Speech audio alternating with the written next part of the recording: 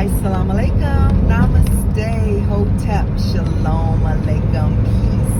This is Tracy Lene Muhammad, and I wanted a few minutes of your very valuable and your very precious time to share with you some thoughts I have about relationships and relationships ending, and how oft I watched yesterday a very painful video of a woman who rolled over a man that I don't know the details of their relationship.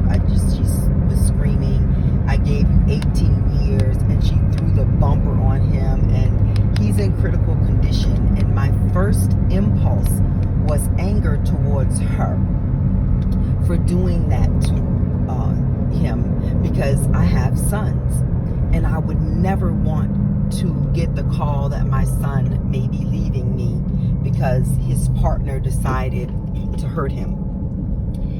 And I would never want to get the call that my daughters either, but because this was a woman doing it to a man, it immediately brought me to my sons. Then it started bringing me to some of the questions in the comments were, what could he have done to her to make her do that? And I immediately became frustrated that we took it off of her actions off of her, and put it on the victim. And we do that often. We took the actions off of the perpetrator and put it on the victim. Yeah, that's what I meant to say. And acting as if the victim did something to deserve that. And I asked myself, in any case, do I think that that is okay for somebody to decide to kill you if things are going awry? And the only reason and this is personal, believe that you have a right to kill someone is if they are, one, trying to take your life, so you're trying to protect your life, or two, they have molested one of your children. Then all bets are off, in my opinion. They don't deserve to live if they take something from my child that they, one, can't give back, and will leave them really messed up and having to do a lot of work. Those are the two things. Outs or self-defense, like I said, or that. But I said, oftentimes relationships just end. There's no rhyme or reason. People just stop wanting to be together. And I think that's okay. Even if you're married, if either of you decide, I just don't want this anymore, I believe that you have the right to do that. People can come into your life and the journey ends. For whatever reason, they have a right to do that. And I don't believe that you have the right to want to hurt them because they don't want to be with you anymore. I believe it's cowardly to have an affair because you really don't want to be with that person anymore, but you're a coward. So you go out and enlist somebody else to help you in something that you're too much of a coward to end yourself. And when affairs go on for years and years and years, the person who decides to stay and keep on the rose-colored glasses like everything's okay, or in denial, then gets upset sometimes when the rose-colored glasses are removed and they say to the other person, how could you do this to me? When in fact, they really didn't do anything to you. They made a choice that was a better fit for them, but they're too much of a coward to let go. Because some people want to, as we say, eat their cake and have it too. They want to be with you and the other person because they are insecure. It's not about either person. And usually when someone steps outside of the relationship and pulls somebody else in, that person that they pulled in, they don't even want them either. They're just all damaged up. Usually, I'm not saying it's always. Sometimes you can literally marry the wrong person for you, see all of the signs, get married anyway, and then the person that you know you're destined to be with comes into your life, and you're married with children and you don't know what to do. And instead of just going home and saying, I found the love of my life, you usually have affairs and cause pain for everybody, when the truth is always setting us free. I don't believe, like I just said, that you have to stay with someone because you got married to them. At any given point when you feel like it's done, you do a better service to the children and to yourself to move on with your life, and to do it in a way that you leave room for the person to heal properly. I don't believe in holding on to anyone. If my husband today walked in the door and said, I'm just not happy with you, I want a divorce, I would say, do you need me to help you pack your things, or did you have a company coming? And I'd let it go. because I am a firm believer that what is for me will find me, and what doesn't want me can get the fuck on, because I don't need to hold on to anybody. I would rather someone in my life be honest with me and say, you're just not for me. It doesn't mean that I'm not terrific and special and amazing and have all these great qualities. It just means that this particular person and I don't belong together, and that's okay. It took some time to get to this space. When I was much younger, I was infatuated with a boy, and he told me, you're just not somebody I would want to marry. And my feelings were hurt, and I asked him, well, why? And I didn't ask him why like I was begging him. I wanted to see his view of me so that I could now, this type of man, I would know, okay, if this is this type of man's view of me, then I know to stay away from them. And he said, because you're too crazy. You talk to trees, you sit by water, and you're just weird. And I was okay with that, because I was like, okay, good. So he doesn't like the metaphysical side of me. He couldn't say it like that. He was an attorney and very factual. So he said, no, you do weird things. And I don't want my children to do weird things. And I thought that was great. He let me know. And I didn't then say, oh, he'll never find another one better than me, because I think that's bullshit. I don't believe that if somebody leaves your life, it means that they will never find anybody better than you. I believe that they will find a better fit for them. And that's better. That's what I really believe.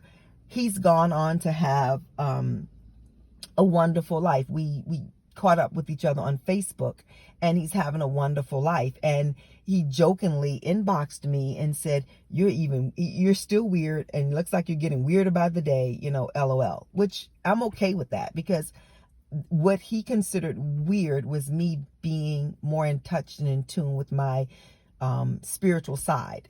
And being in touch with your spiritual side allows you to stop judging others.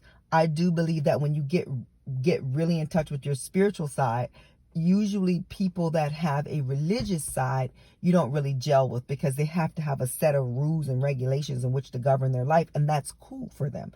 That's unequally yoked to me when one person is religious and the other person is very spiritual, usually because the religious person kind of can put some judgments on the spiritual person, because if you're truly spiritual, you know that judging is just a big fat no-no. I find in life that most people who call themselves religious really are not religious at all. They don't practice any of the tenets of the faith that they say they are about. They make up their own rules, but they need to say that they belong to something because of the insecurities that they have. They're not able to just say, no, I just am kind of just winging this thing we call life. But what it does to the religion is it cheapens the religion to other people. When they see how you're living and saying you're this religion and you're not, you're so far off from it, doing all of the opposite, it can turn them from the religion. And I believe that's when the energy of that religion gives you the karma for it, because you could be damaging other people. But I really just wanted to talk about when somebody wants to leave your life, allow them to leave your life. Bless them. Don't tell them that they'll never do better than you, that you're the best they ever had, because that's egoic and probably not true. The better thing to do would be to assess the entire situation and let them go with love. Never hold on to somebody that doesn't want to be held on to, because as soon as you do that, you are about to get dragged. They're about to drag you. They're about to take you through a lot. They don't want to be with you. And you are holding on, and there's parts of them that are afraid to just let you go. So then they just drag you, and you allow yourself to be dragged until one day you realize, I don't like this. And then you do what that girl did, maybe, or shoot somebody or something. When somebody doesn't want you, you decide, I gave you these years. Why are you giving people all of the years of your life? Why not just share them? That's part of the problem. You're giving people your life instead of sharing your life with them. When you share your life with someone, then the experiences that you all have together become beautiful memories, instead of you giving your life. Giving your life to somebody is a big mistake. We have this way of thinking when we get married that we own the other person. I used to think like that. I no longer believe that. I don't own anybody but my own self. and my higher self owns myself. When you marry somebody, it's not about ownership, it's about partnership. I like the term life partner because it is just kind of saying that we've decided to go through life. No matter what happens, we've decided to go through life together. But if at some point you don't want to be my life partner, it's okay. You go on and be somebody else's life partner. Yes, it will hurt. Yes, you have to work through it, but it's better than staying with somebody who simply cannot respect you, who can walk away when you're in the middle of an argument, can just turn and walk away and dismiss you. Being dismissed by someone is a clear sign that they don't have a high level of respect for you. Betrayal is death. When somebody betrays you, they've killed a part of you. Now, can it be resurrected? I believe it can if they do the work within the time frame that your soul needs, and everybody's soul is different. But most times people don't do that. Most time people just continue to be betrayers because there's something within their own soul that makes them betrayers. And then the one being betrayed decides to put on rose-colored glasses and act like they don't see what's happening. And there's things you can do for that. Meditation to get to the root of why you invited that into your life. We're all here on this spiritual journey, and you can find out why I accepted this into my life. I believe that we all have soul circles, and the people come in their karmic relationships or soul tie relationships that have things to happen a certain way. But I also believe you can cancel a soul contract if it's not going the way you needed to go to elevate you. You can say, I know I signed up to experience unrequited love. I've experienced enough of it from this person, so I'm going to sever this soul tie, and now I want to experience reciprocal love, and that person will come into your life so you can experience that. I want to thank you for your time. If you're interested in any of my services, please let me know. And now I know I'm supposed to say hit the subscribe button, hit the like button, and share if you like. I've never said that with any of the videos because I feel like if that's what you want to do, I want you to do it authentically and not because I said it. And I'm not saying that people who say it are in error, but it's a marketing tool, and I definitely want to use all of the tools. Today is 8/8. It's Lionsgate, so I am about to go and really put some strong energy into candles of manifestation because we're connected to spiritual and material world, so magic and miracles can happen real good today. Let's focus in on the magic and the miracles of our beautiful selves. I want to thank you for your time, your energy, and let me know if I can be of service to you. Assalamu alaikum, namaste, hotep, shalom alaikum, peace out to Brooklyn and everywhere else.